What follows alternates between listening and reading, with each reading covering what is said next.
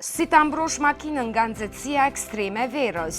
Me rritjen e temperaturave, veturat përballen me rreziqe serioze. Motor i mbinxehur, goma që paraqesin rrezik, bateri që vjetërsohet dhe klima që dështon.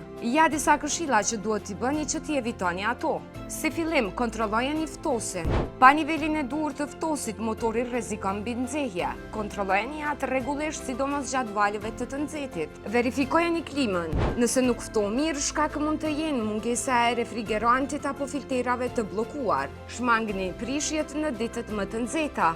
Mbani presionin e gomave nën kontroll. Me temperaturat e larta, ajri në goma zgjerohet dhe rrit presionin. Rreziku i shpërthimit është i lartë. Kontrollet më të shpeshta janë të domosdoshme. Parkoni në hije dhe përdorni mbrojtës xhami. Në brendësinë e makinës, temperatura mund të shkojë deri në 69 gradë Celsius në vetëm një orë. Mbrojtësit reflektues dhe parkimi në hije ndihmojnë shumë. Gjithashtu duhet i kushtohet vëmendje dhe baterisë, karrocerisë si dhe pjesës së ulëseve.